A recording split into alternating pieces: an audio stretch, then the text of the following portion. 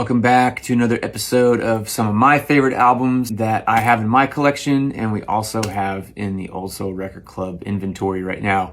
This brings us to no other than the behemoth of behemoths, one of the greatest jazz albums ever recorded, Miles Davis, Kinda Blue. Originally released August 17th, 1959, produced by Irving Townsend. A lot of people thought it was Teo Macero because he produced a lot of the Columbia jazz titles. It was not him. It was Irving Townsend, and recorded at Columbia's 30th Street Studios. This album changed the course of jazz. I mean, it changed the course of music as we know it. The personnel on the record and in Miles' band at the time, just unbelievable. Obviously, Miles Davis on trumpet, Bill Evans on piano, minus Freddie the Freeloader, which was Wynton Kelly, Julian Cannonball Adderley on alto saxophone, John Coltrane on tenor saxophone, and the great Paul Chambers on bass, Jimmy Cobb on drum. Bunch of killers, man. This basically started to move Miles' career into much more of the modal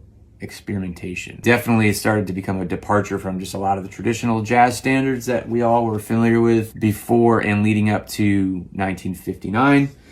This album is amazing. It's a perfect example of a beautiful conversation between some of the world's finest jazz musicians. And it takes you to another place, it really does.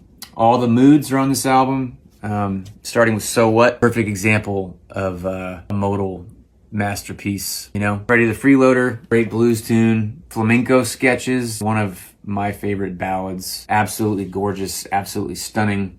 And then ending with All Blues, which I've always felt ever since I was a little kid that it just had this beautiful happiness but ominous characteristic of it as well. Like, it was something that was very, very interesting, and it always sparked my curiosity about what was going on tonally, modally, everything.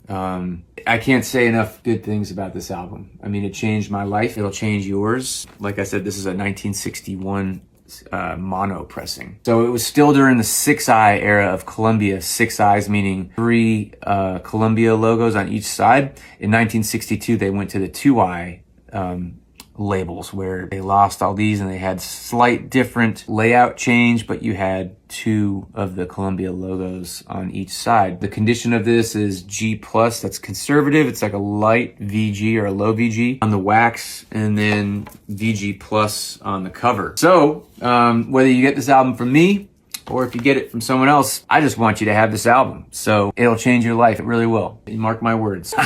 In the meantime, stay groovy, everybody, and happy listening.